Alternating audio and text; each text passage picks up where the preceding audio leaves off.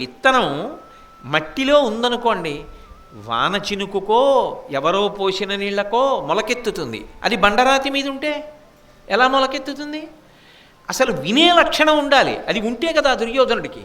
అయినా విదురుడి తాపత్రయం అంటే తన కర్తవ్యాన్ని తాను నిందకి గురి అయినా సరే నిర్వహిస్తూనే ఉన్నాడు. వాళ్ళు ఉదాత్తమైనటువంటి పురుషులు, వాళ్ళు మహాత్ములు. వాళ్ళకి మానవమానములు కాదు, కర్తవ్యత నిష్ఠ, దాని కొరకలా నిలబడిపోతారంతే. అందుకే విదురుడి యొక్క శీల వైభవం మాట్లాడడంలో అంతర్లీనంగా ప్రకాశిస్తోంది.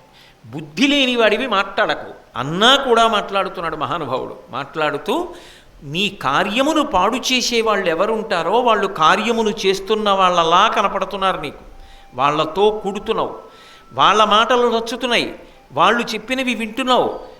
ఎవరి మాట వినాలో వాడి మాట వినడం మానేసి వాడు నీకు శత్రువని అనుకుంటున్నావు. ఇది నీకు పుట్టిన బుద్ధి కాదు, నీ వెనక చేరి పుట్టించిన వాళ్ళ యొక్క బుద్ధి. వాళ్ళ దగ్గర ఉండకు, దూరంగా జరుగు. లేనినాడు పాడైపోతావు స్మా దుర్యోధన. ఈ ఒక్క మాట అర్థం చేసుకుని ఉంటే, శకుని ఎవరో అర్థం చేసుకుని ఉంటే మహాభారతం అలా తిరిగి ఉండేది కాదు. ఇంత పెద్ద టేకు ద్వారాన్ని డొల్ల చేసేశాడంతే శకుని. అందుకే గాంధారి మీరు విన్నారు కదా, ఏడ్చింది. ఆ యుద్ధభూమికి వెళ్ళి చచ్చిపోయిన శకుని యొక్క శవాన్ని చూసి, ఎక్కడో గాంధార రాజ్యంలో ఉండవలసిన వాడు హస్తినాపురానికి వచ్చి దుర్యోధనుడి పక్కన చేరి మేలు చేసిన వాడిలా కనపడి తొట్టతొదకు సర్వనాశనం చేసేశాడు. ఈ దిక్కుమాలిన శకుని వల్లే కదా ఇదంతా జరిగింది అని ఏడ్చింది. అటువంటి వారు సమాజంలో రాణించేది ఎంతకాలము అంటే వారి పక్కన 10 మంది చేరినంత కాలమే. వాడి పక్కన చేరేవాడు లేదనుకోండి, వాడు రాణించడానికి అవకాశం ఉండదు. ఎందుకంటే వాడు ఎవరికి చెప్తాడు ఇలాంటి దుష్టబుద్ధులన్నీ? వాడి పన్నాగాలు పారతాయి. అటువంటి వాళ్ళు ప్రకాశించేది ఎంతకాలము అంటే అమాయకులై అటువంటి వాళ్ళని నమ్మి 10 మంది చేరగలిగినప్పుడే. దుర్యోధనుడు చేరాడు కాబట్టి చెరచగలిగాడు. ధర్మరాజుని చెరచగలడా? భీముణ్ణి చెరచగలడా? అర్జునుణ్ణి పాడు చేయగలడా? నకుల సహదేవుల దగ్గరికి రాగలడా? కృష్ణుడి దగ్గరికి వెళ్ళగలడా?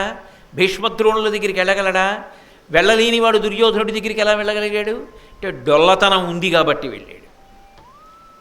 టేకుకి చెదపురుగు చిన్న కన్నంలోంచి లోపలికొచ్చి గుజ్జు తినేసేటట్టు అవకాశం ఇవ్వగలిగిన లక్షణం ఒకటి ఉంది కాబట్టి వెళ్ళగలిగాడు. ఇనుములోకి వెళ్ళగలదా చెదపురుగు? వెళ్ళలేదు. అందుకే ఆ నిరోధక శక్తిని నీ అంత నువ్వుగా అలవరుచుకో, లేకపోతే ఇంకా వాడుతాడు ఇప్పుడు నిన్ను. ఇక్కడతో కాదు, ఇంకా పరమ భయంకరమైన క్రీడల యందు నిన్ను వాడుకుంటాడు. ఆ తర్వాత ఏమో ఎప్పటికి మీ బ్రతుకులు ఏమవుతాయో. వెనకనున్నవాడు క్షేమంగా ఉంటాడు. తాను తప్పుకునే క్రీడలో వాడు సిద్ధహస్తుడు. ఎంతకైనా దిగజారి దానితో నాకు ప్రమేయం లేదని తప్పుకోగలడు. కానీ నువ్వు మాత్రం దొరికిపోతావు. వాడి జోలికి వెళ్ళకు సుమా. దుర్జనులతోడి కూడి కార్యమును పాడు చేసుకుంటున్నావు. వద్దు. ఎవరు నిజంగా నీకు హితులో, ఎవరి మాటలు అభ్యున్నతికి కారకములో తెలుసుకో. పాడవుతావు. ఎవరు మాట్లాడతారు విదురుళ్ళా? ఎవరంత కర్తవ్యతానిష్టతో నిలబడగలరు? ఎవరు మానవమానములను కూడా అతిక్రమించి సామ్రాజ్యము యొక్క క్షేమాన్ని, తన కళ్ళ ముందున్నటువంటి వంశక్షేమాన్ని, ధర్మము రక్షింపబడాలన్న అనురక్తిని పొంది మాట్లాడగలరు? అది విదురుడి యొక్క గొప్పతనం. అందుకే మహాత్ముల జీవితాలు మహాత్ముల జీవితాలే.